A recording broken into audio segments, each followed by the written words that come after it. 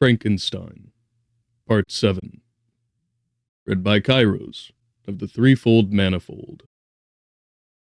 March 11th, 2025. Chapter 17. The being finished speaking, and fixed his looks upon me in expectation of a reply. But I was bewildered, perplexed, and unable to arrange my ideas sufficiently to understand the full extent of his proposition. He continued, "You must create a female for me, with whom I can live in the interchange of those sympathies necessary for my being.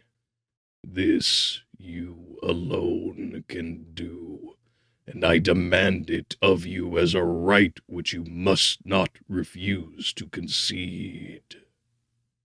The latter part of his tale had kindled anew in me the anger that had died away while he narrated his peaceful life among the cottagers, and as he said this, I could no longer suppress the rage that burned within me. "I do refuse it," I replied, "and no torture shall ever extort a consent from me. You may render me the most miserable of men, but you shall never make me base in my own eyes. Shall I create another like yourself, whose joint wickedness might desolate the world? Begone! I have answered you. You may torture me, but I will never consent." "You are in the wrong," replied the fiend, "and instead of threatening, I am content to reason with you. I am malicious because I am miserable. Am I not shunned and hated by all mankind? You, my creator, would tear me to pieces and triumph. Remember that, and tell me why I should pity man more than he pities me. You would not call it murder if you could precipitate me into one of those ice rifts and destroy my frame, the work of your own hands. Shall I respect man when he condemns me? Let him live with me in the interchange of kindness, and instead of injury, I would bestow every benefit upon him with tears of gratitude at his acceptance. But that cannot be. The human senses are insurmountable barriers to our union. Yet mine shall not be the submission of abject slavery. I will revenge my injuries. If I cannot inspire love, I will cause fear, and chiefly towards you, my arch enemy, because my creator, do I swear inextinguishable hatred. Have a care. I will work at your destruction, nor finish until I desolate your heart, so that you shall curse the hour of your birth." A fiendish rage animated him as he said this. His face was wrinkled into contortions too horrible for human eyes to behold, but presently he calmed himself and proceeded. "I intend to reason.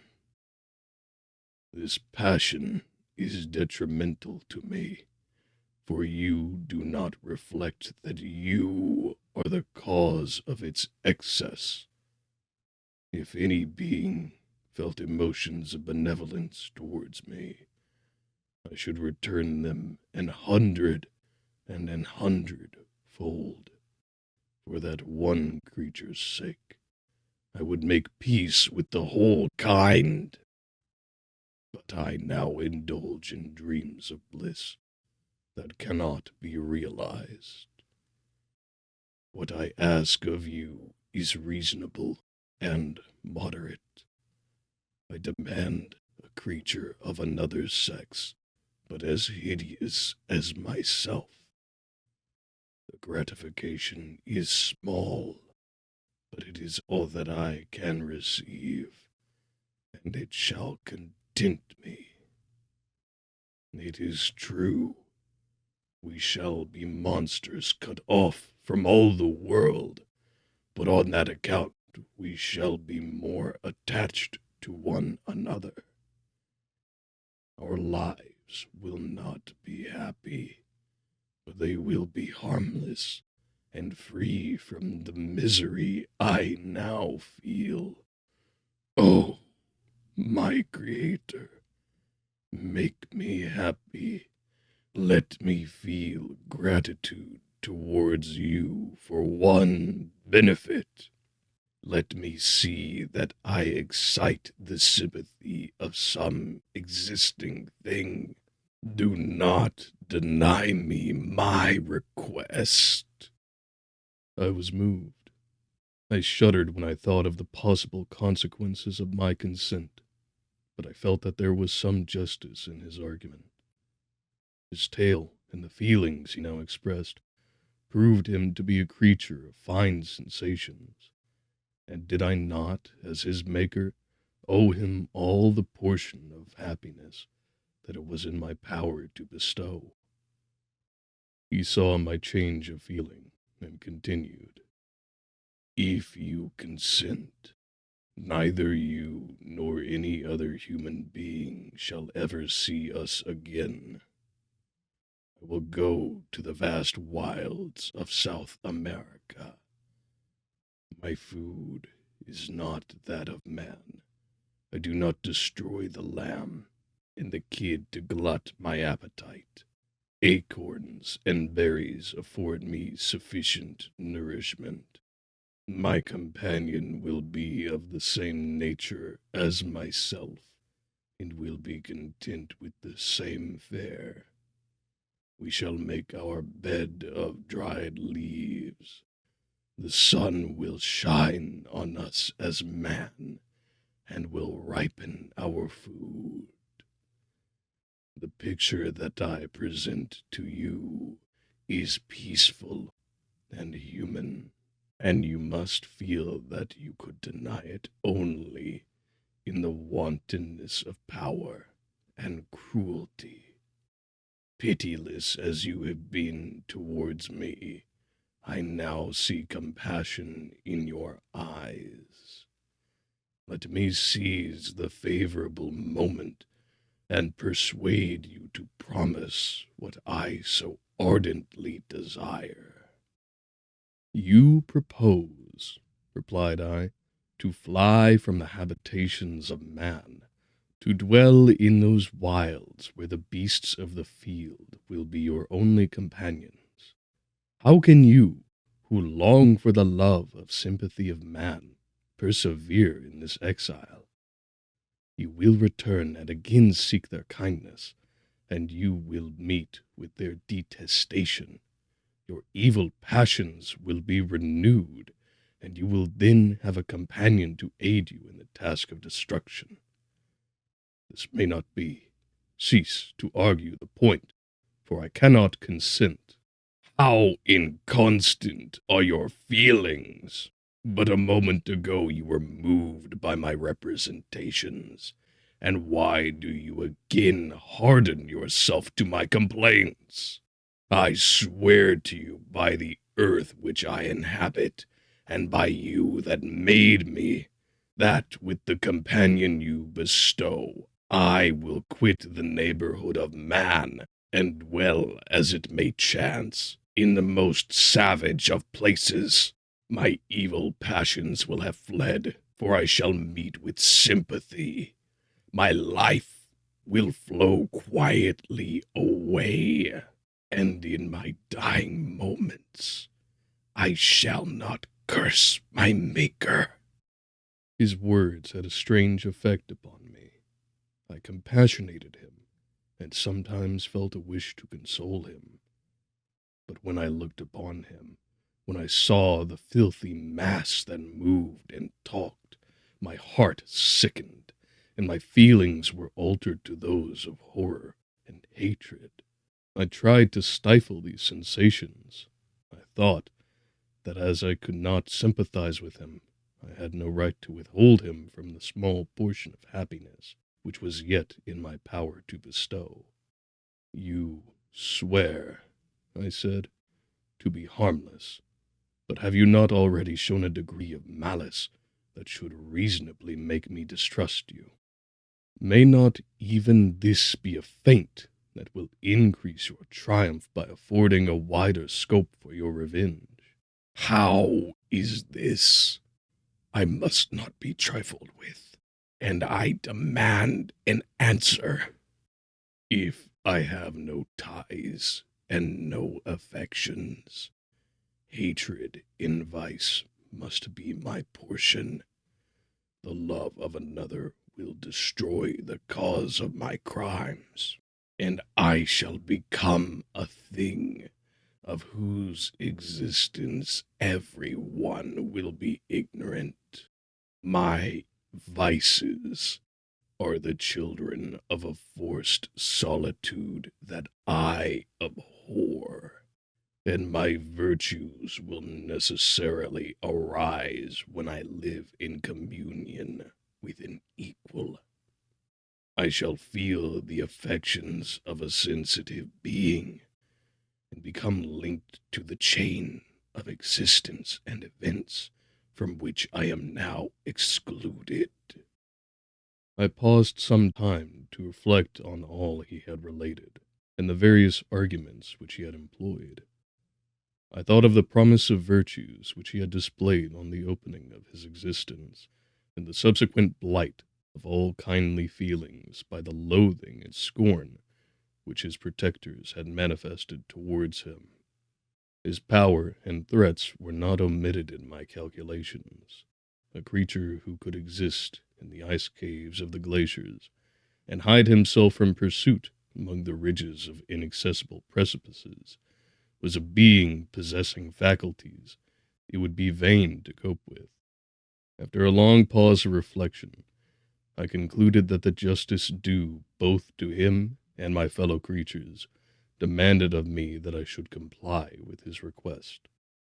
Turning to him, therefore, I said, "I consent to your demand, on your solemn oath to quit Europe forever, and every other place in the neighborhood of man, as soon as I shall deliver into your hands a female who will accompany you in your exile." "I swear," he cried, "by the sun and by the blue sky of heaven, and by the fire of love that burns my heart, that if you grant my prayer, while they exist, you shall never behold me again. Depart to your home and commence your labors. I shall watch their progress with unutterable anxiety, and fear not but that when you are ready I shall appear." Saying this, he suddenly quitted me, fearful perhaps of any change in my sentiments. I saw him descend the mountain with greater speed than the flight of an eagle, and quickly lost among the undulations of the sea of ice. His tale had occupied the whole day, and the sun was upon the verge of the horizon when he departed. I knew that I ought to hasten my descent towards the valley, as I should soon be encompassed in darkness, but my heart was heavy, and my steps slow. The labor of winding among the little paths of the mountains, and fixing my feet firmly as I advanced, perplexed me, occupied as I was by the emotions which the occurrences of the day had produced. Night was far advanced when I came to the halfway resting place, and seated myself beside the fountain. The stars shone at intervals as the clouds passed from over them. The dark pines rose before me, and every here and there a broken tree lay on the ground. It was a scene of wonderful solemnity, and stirred strange thoughts within me. I wept bitterly, and clasping my hands in agony, I exclaimed, "Oh, stars and clouds and winds, ye are all about to mock me. If ye really pity me, crush sensation and memory, let me become as naught. But if not, depart, depart, and leave me in darkness." These were wild and miserable thoughts, but I cannot describe to you how the eternal twinkling of the stars weighed upon me, and how I listened to every blast of wind as if it were a dull, ugly sirocco on its way to consume me. Morning dawned before I arrived at the village of Chamonix. I took no rest, but returned immediately to Geneva. Even in my own heart, I could give no expression to my sensations. They weighed on me as a mountain's weight, and their excess destroyed my agony beneath them. Thus I returned home, and entering my house, presented myself to the family. My haggard and wild appearance awoke intense alarm, but I answered no question. Scarcely did I speak. I felt as if I were placed under a ban, as if I had no right to claim their sympathies, as if never more might I enjoy companionship with them. Yet even thus I loved them to adoration, and to save them, I resolved to dedicate myself to my most abhorred task. The prospect of such an occupation made every other circumstance of existence pass before me like a dream, and that thought only had to me the reality of life. Chapter 18. Day after day, week after week, passed away on my return to Geneva, and I could not collect the courage to recommence my work. I feared the vengeance of the disappointed fiend, yet I was unable to overcome my repugnance to the task which was enjoined me. I found that I could not compose a female without again devoting several months to profound study and laborious disquisition. I had heard of some discoveries having been made by an English philosopher, the knowledge of which was material to my success, and I sometimes thought of obtaining my father's consent to visit England for this purpose. But I clung to every pretense of delay, and shrunk from taking the first step in an undertaking whose immediate necessity began to appear less absolute to me. A change indeed had taken place in me. My health, which had hitherto declined, was now much restored, and my spirits, when unchecked by the memory of my unhappy promise, rose proportionably. My father saw this change with pleasure, and he turned his thoughts towards the best method of eradicating the remains of my melancholy, which every now and then would return by fits, and with a devouring blackness overcast the approaching sunshine. At these moments I took refuge in the most perfect solitude. I passed whole days on the lake alone in a little boat, watching the clouds and listening to the rippling of the waves, silent and listless.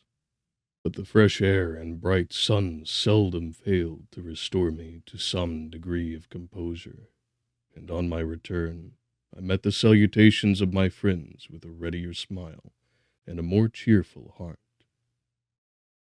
It was after my return from one of these rambles that my father, calling me aside, thus addressed me.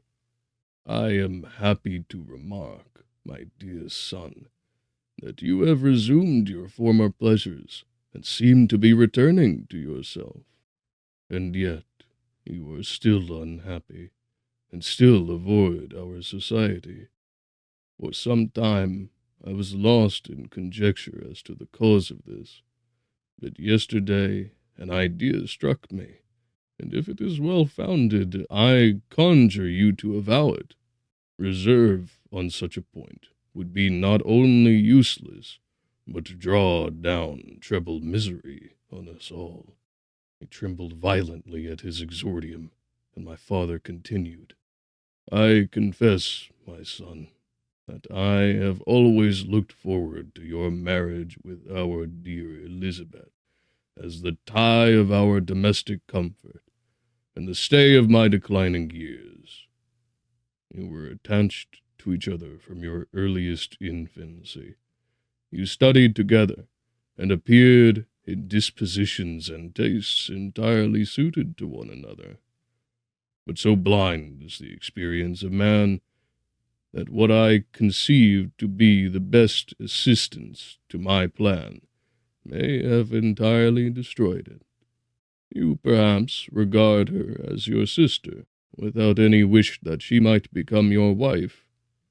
Nay, you may have met with another whom you may love, and considering yourself as bound in honor to Elizabeth, this struggle may occasion the poignant misery which you appear to feel. My dear father, reassure yourself. I love my cousin tenderly and sincerely. I never saw any woman who excited, as Elizabeth does, my warmest admiration and affection. My future hopes and prospects are entirely bound up in the expectation of our union. The expression of your sentiments of this subject, my dear Victor, gives me more pleasure than I have for some time experienced. If you feel thus, we shall assuredly be happy, however present events may cast a gloom over us. But it is this gloom which appears to have taken so strong a hold of your mind that I wish to dissipate. Tell me, therefore, whether you object to an immediate solemnization of the marriage. We have been unfortunate, and recent events have drawn us from that everyday tranquillity befitting my years and infirmities. You are younger, yet I do not suppose, possessed as you are of a competent fortune, that an early marriage would at all interfere with any future plans of honor and utility that you may have formed. Do not suppose, however, that I wish to dictate happiness to you, or that a delay on your part would cause me any serious uneasiness. Interpret my words with candor, and answer me, I conjure you, with confidence and sincerity. I listened to my father in silence, and remained for some time incapable of offering any reply. I revolved rapidly in my mind a multitude of thoughts, and endeavored to arrive at some conclusion. Alas, to me the idea of an immediate union with my Elizabeth was one of horror and dismay. I was bound by a solemn promise, which I had not yet fulfilled and dared not break, for if I did, what manifold miseries might not impend over me and my devoted family? Could I enter into a festival with this deadly weight yet hanging round my neck and bowing me to the ground? I must perform my engagement, and let the monster depart with his mate, before I allowed myself to enjoy the delight of an union from which I expected peace. I remembered also the necessity imposed upon me of either journeying to England, or entering into a long correspondence with those philosophers of that country, whose knowledge and discoveries were of indispensable use to me in my present undertaking. The latter method of obtaining the desired intelligence was dilatory and unsatisfactory. Besides, I had an insurmountable aversion to the idea of engaging myself in my loathsome task in my father's house, while in habits of familiar intercourse with those I loved. I knew that 1,000 fearful accidents might occur, the slightest of which would disclose a tale to thrill all connected with me with horror. I was aware also that I should often lose all self-command, all capacity of hiding the harrowing sensations that would possess me during the progress of my unearthly occupation. I must absent myself from all I loved while thus employed. Once commenced, it would quickly be achieved, and I might be restored to my family in peace and happiness. My promise fulfilled, the monster would depart forever. Or, so my fond fancy imagined, some accident might meanwhile occur to destroy him and put an end to my slavery forever. These feelings dictated my answer to my father. I expressed a wish to visit England, but, concealing the true reasons of this request, I clothed my desires under a guise which excited no suspicion, while I urged my desire with an earnestness that easily induced my father to comply. After so long a period of an absorbing melancholy that resembled madness in its intensity and effects, he was glad to find that I was capable of taking pleasure in the idea of such a journey, and he hoped that change of scene and varied amusement would, before my return, have restored me entirely to myself. The duration of my absence was left to my own choice. A few months, or at most a year, was the period contemplated. One paternal kind precaution he had taken to ensure my having a companion. Without previously communicating with me, he had, in concert with Elizabeth, arranged that Clerval should join me at Strasbourg. This interfered with the solitude I coveted for the prosecution of my task. Yet at the commencement of my journey, the presence of my friend could in no way be an impediment, and truly I rejoiced that thus I should be saved many hours of lonely, maddening reflection. Nay, Henry might stand between me and the intrusion of my foe. If I were alone, would he not at times force his abhorred presence on me, to remind me of my task, or to contemplate its progress? To England, therefore, I was bound, and it was understood that my union with Elizabeth should take place immediately on my return. My father's age rendered him extremely averse to delay.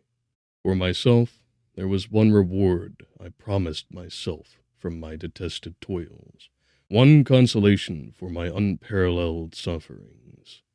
It was the prospect of that day when, enfranchised from my miserable slavery, I might claim Elizabeth and forget the past in my union with her. I now made arrangements for my journey, but one feeling haunted me, which filled me with fear and agitation. During my absence, I should leave my friends unconscious of the existence of their enemy, and, unprotected from his attacks, exasperated as he might be by my departure. But he had promised to follow me wherever I might go, and would he not accompany me to England? This imagination was dreadful in itself, but soothing inasmuch as it supposed the safety of my friends.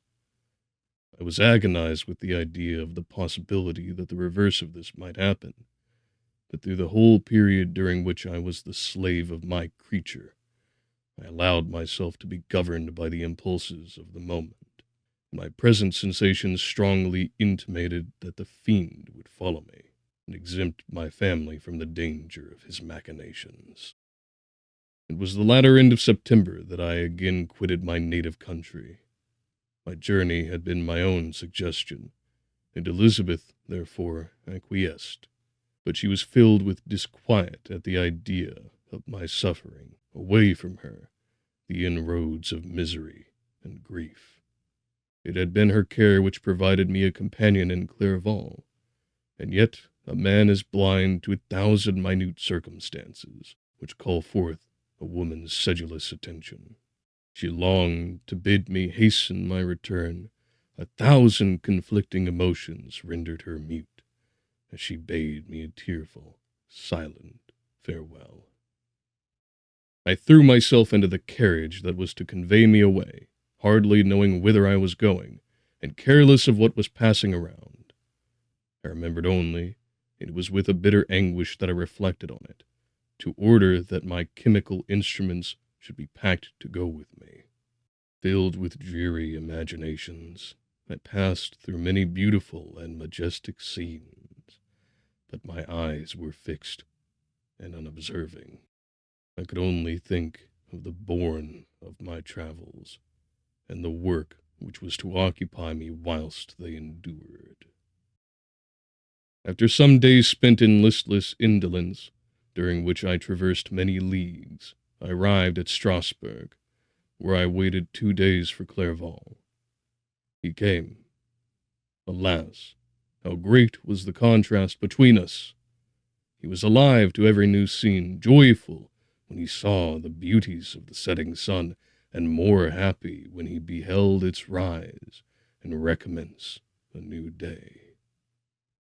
He pointed out to me the shifting colors of the landscape and the appearances of the sky. "This is what it is to live," he cried. "Now I enjoy existence. But you, my dear Frankenstein, wherefore art you desponding and sorrowful?" In truth, I was occupied by gloomy thoughts, and neither saw the descent of the evening star, nor the golden sunrise reflected in the Rhine. And you, my friend, would be far more amused with the journey of Clerval, who observed the scenery with an eye of feeling and delight, than in listening to my reflections. I, miserable wretch, haunted by a curse that shut up every avenue to enjoyment. We had agreed to descend the Rhine in a boat from Strasbourg to Rotterdam, whence we might take shipping for London. During this voyage we passed many willowy islands, and saw several beautiful towns. We stayed a day at Mannheim, and on the 5th from our departure from Strasbourg, arrived at Mayence. The course of the Rhine below Mayence becomes much more picturesque. The river descends rapidly, and winds between hills, not high, but steep and of beautiful forms. We saw many ruined castles standing on the edges of precipices, surrounded by black woods, high and inaccessible. This part of the Rhine, indeed, presents a singularly variegated landscape.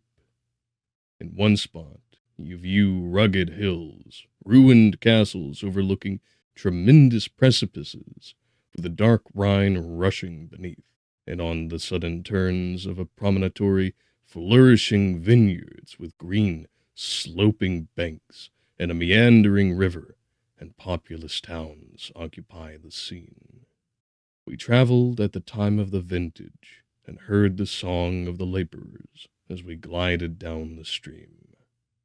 Even I, depressed in mind and my spirits continually agitated by gloomy feelings, even I was pleased. I lay at the bottom of the boat, and as I gazed on the cloudless blue sky, I seemed to drink in a tranquillity to which I had long been a stranger. And if these were my sensations, who can describe those of Henry? He felt as if he had been transported to fairyland, and enjoyed a happiness seldom tasted by man. "I have seen," he said, "the most beautiful scenes of my own country. I have visited the lakes of Lucerne and Uri, where the snowy mountains descend almost perpendicularly to the water, casting black and impenetrable shades, which would cause a gloomy and mournful appearance, were it not for the most verdant islands that relieve the eye by their gay appearance. I have seen this lake agitated by a tempest, when the wind tore up whirlwinds of water, and gave you an idea of what the waterspout must be on the great ocean, and the waves dash with fury the base of the mountain, where the priest and his mistress were overwhelmed by an avalanche, and where their dying voices are still said to be heard amid the pauses of the nightly wind. I have seen the mountains of La Valais and Pas-de-Vaud, but this country, Victor, pleases me with more than all those wonders. The mountains of Switzerland are more majestic and strange, but there is a charm in the banks of this divine river that I never before saw equaled. Look at that castle which overhangs yon precipice, and that also on the island, almost concealed amongst the foliage of those lovely trees, and now that group of laborers coming from among their vines, and that village half hid in the recess of the mountain. Oh, surely the spirit that inhabits and guards this place has a soul more in harmony with man than those who pile the glacier or return to the inaccessible peaks of the mountains of our own country. Clerval, beloved friend, even now it delights me to record your words, and to dwell on the praise of which you are so eminently deserving. He was a being formed in the very poetry of nature. His wild and enthusiastic imagination was chastened by the sensibility of his heart. His soul overflowed with ardent affections, and his friendship was of that devoted and wondrous nature that the worldly minded teach us to look for only in the imagination. But even human sympathies were not sufficient to satisfy his eager mind. The scenery of external nature, which others regard only with admiration, he loved with ardor. The sounding cataract haunted him like a passion, the tall rock, the mountain, and the deep and gloomy wood.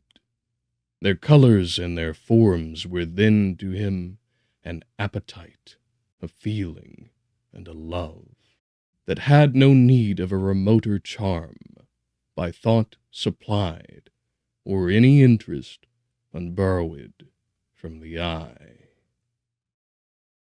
And where now does he exist? Is this gentle and lovely being lost forever? Has this mind so replete with ideas, imaginations fanciful and magnificent, which formed a world whose existence depended on the life of its creator, has this mind perished? Does it now only exist in my memory? No, it is not thus. Your form, so divinely wrought, and beaming with beauty, has decayed, but your spirit still visits and consoles your unhappy friend. Pardon this gush of sorrow. These ineffectual words are but a slight tribute to the unexampled worth of Henry, but they soothe my heart, overflowing with the anguish which his remembrance creates. I will proceed with my tale. Beyond Cologne, we descended to the plains of Holland, and we resolved to post the remainder of our way, for the wind was contrary, and the stream of the river was too gentle to aid us. Our journey here lost the interest arising from beautiful scenery, but we arrived in a few days at Rotterdam, whence we proceeded by sea to England. It was on a clear morning, in the latter days of December, that I first saw the white cliffs of Britain. The banks of the Thames presented a new scene. They were flat but fertile, and almost every town was marked by the remembrance of some story. We saw Tilbury Fort, and remembered the Spanish Armada, Gravesend, Woolwich, and Greenwich, places which I had heard of even in my country. At length, we saw the numerous steeples of London, St. Paul's towering above all, and the Tower famed in English history. Chapter 19. London was our point of rest. We determined to remain several months in this wonderful and celebrated city. Clerval desired the intercourse of the men of genius and talent who flourished at this time, But this was with me a secondary object.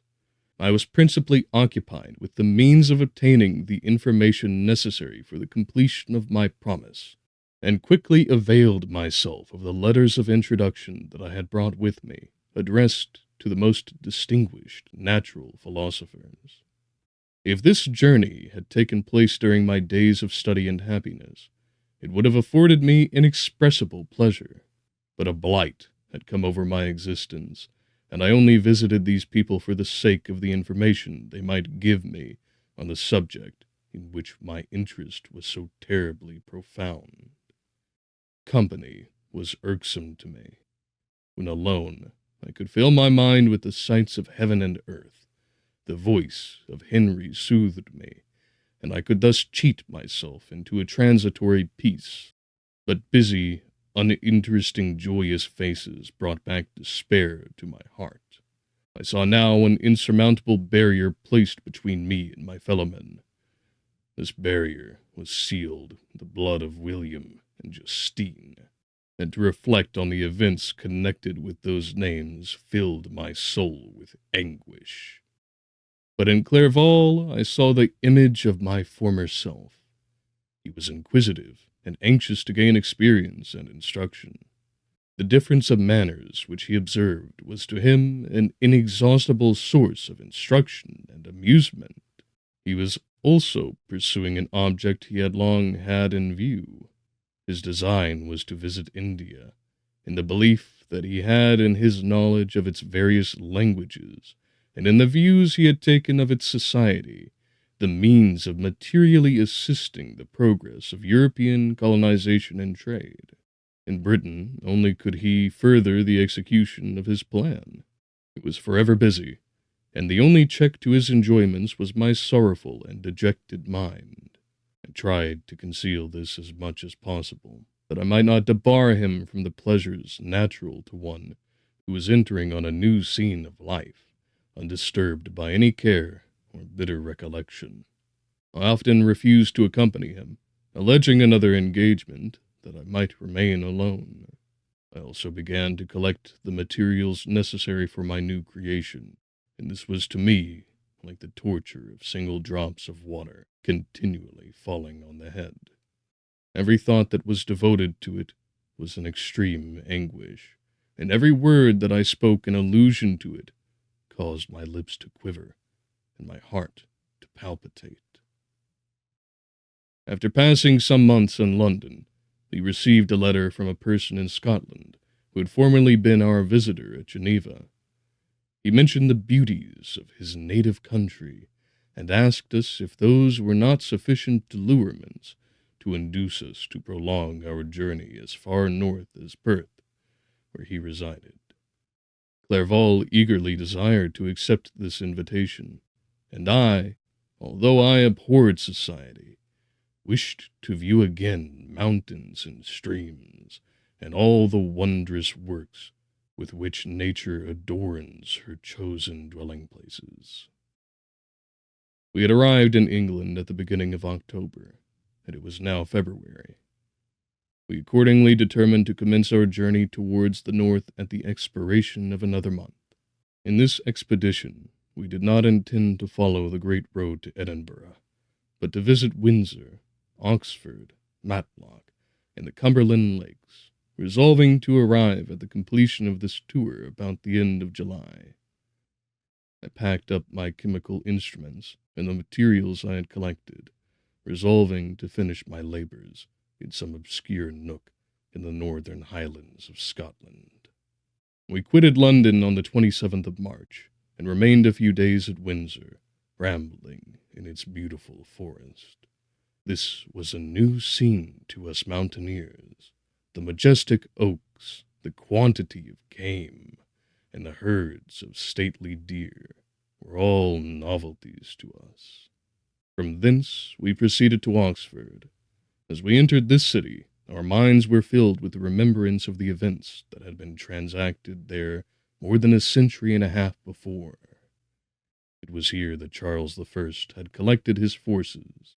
This city had remained faithful to him, after the whole nation had forsaken his cause to join the standard of Parliament and liberty.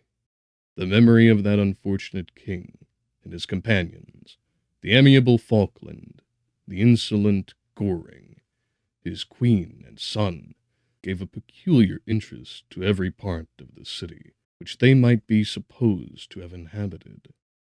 The spirit of elder days found a dwelling here, and we delighted to trace its footsteps.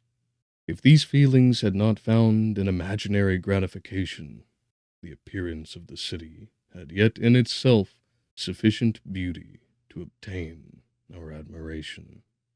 The colleges are ancient and picturesque, the streets are almost magnificent, and the lovely Isis, which flows beside it through meadows of exquisite verdure, is spread forth into a placid expanse of waters, which reflects its majestic assemblage of towers and spires and domes embosomed among aged trees. I enjoyed this scene, and yet my enjoyment was embittered both by the memory of the past and the anticipation of the future.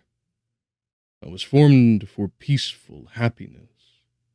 During my youthful days, discontent never visited my mind, and if I was ever overcome by ennui, the sight of what is beautiful in nature, or the study of what is excellent and sublime in the productions of man, could always interest my heart and communicate elasticity to my spirits. But I am a blasted tree.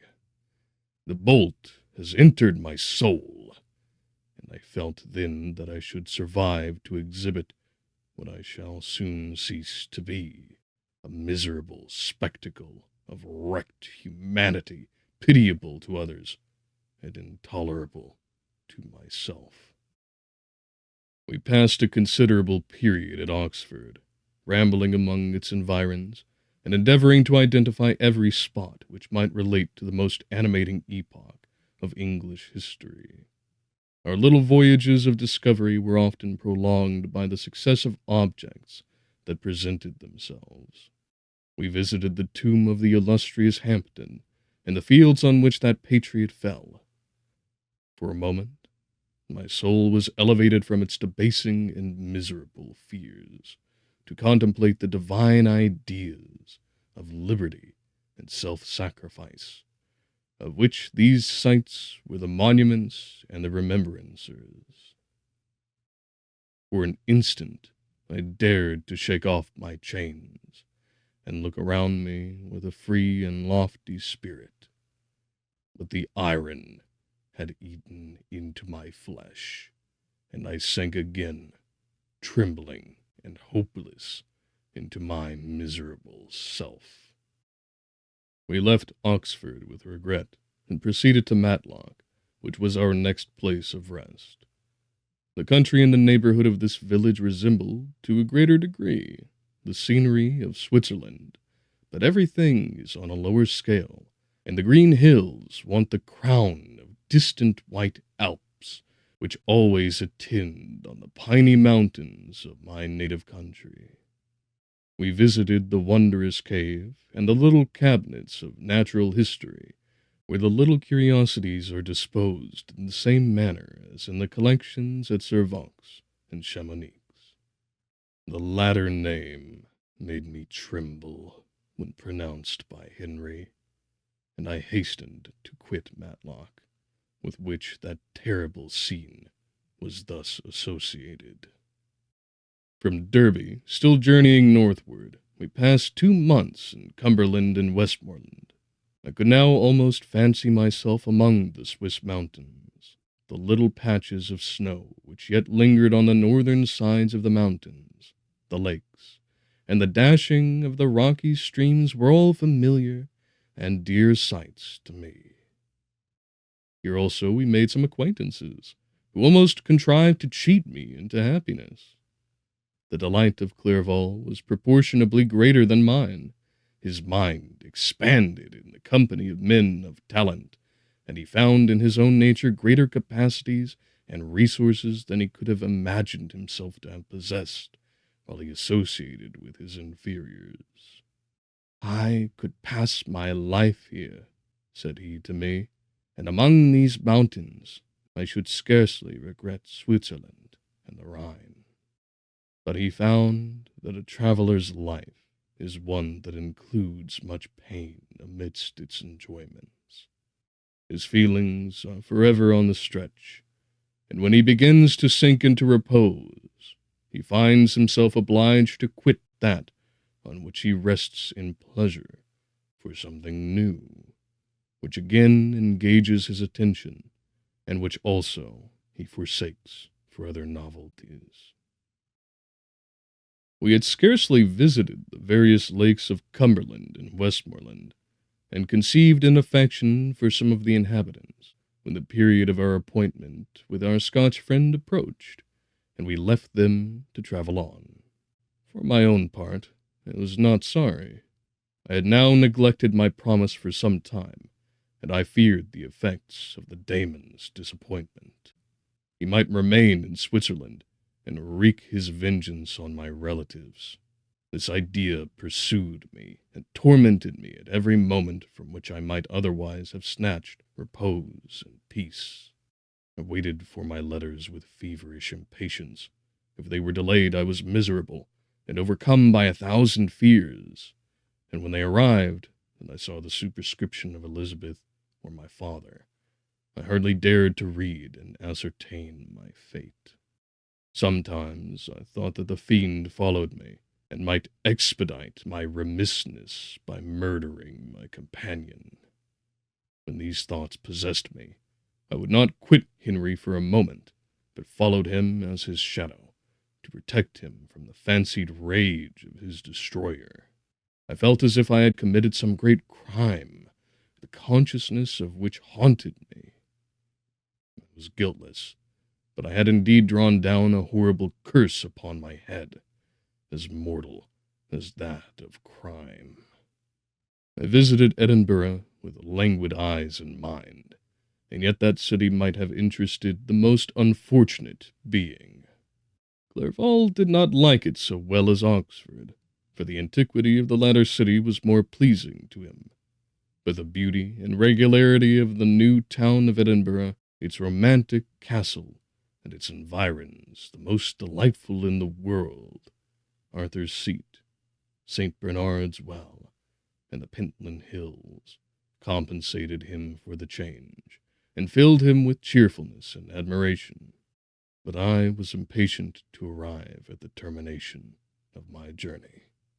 We left Edinburgh in a week, passing through Cupar, St. Andrews, and along the banks of the Tay, to Perth, where our friends expected us.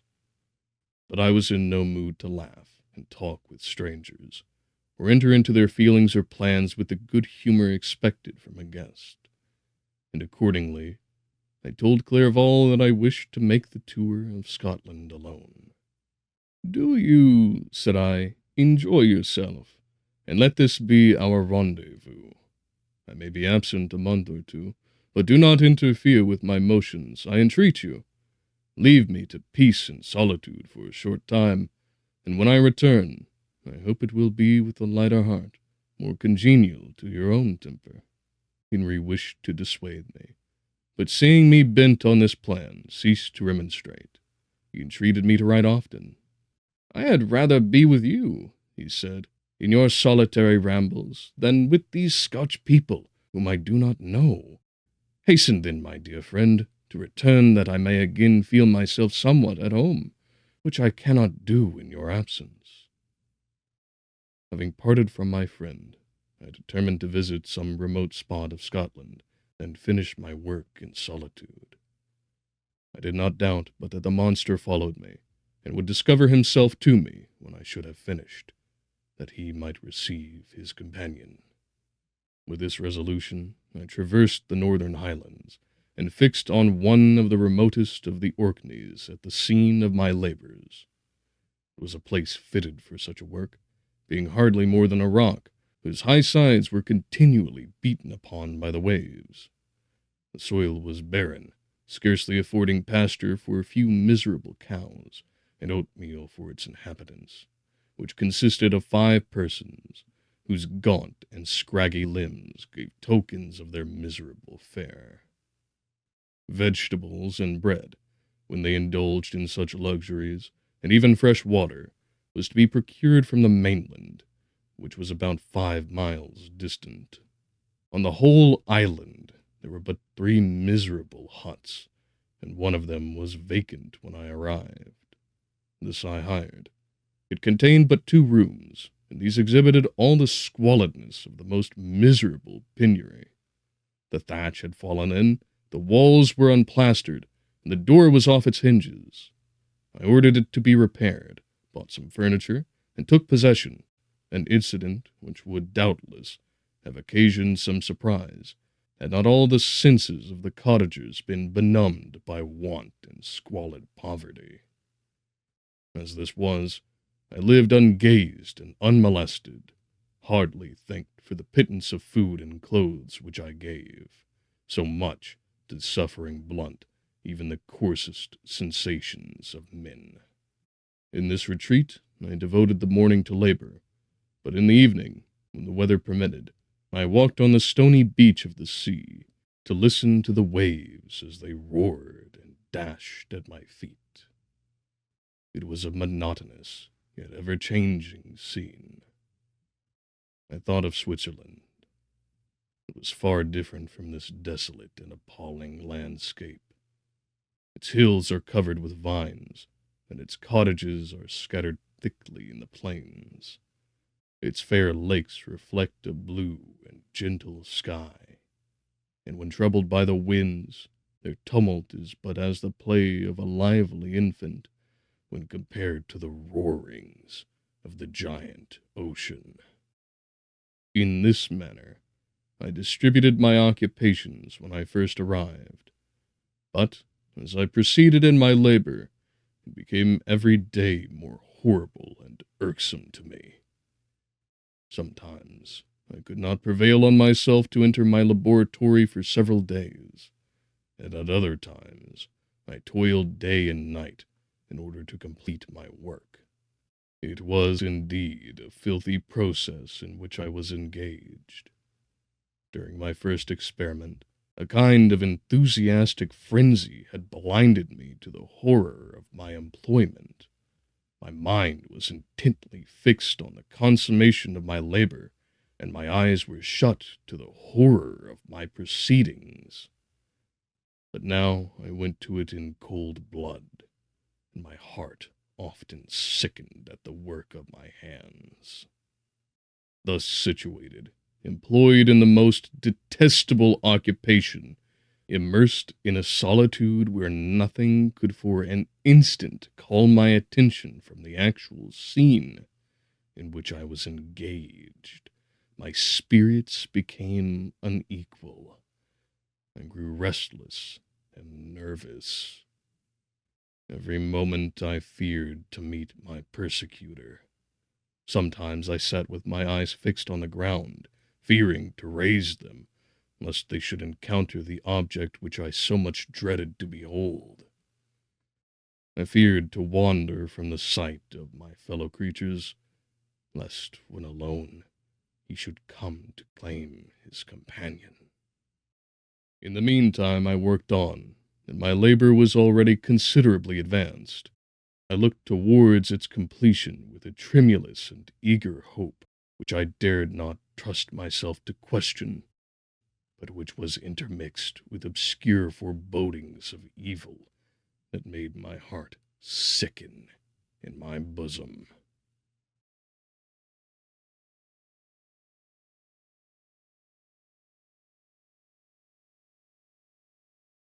I thank you all for joining me here today.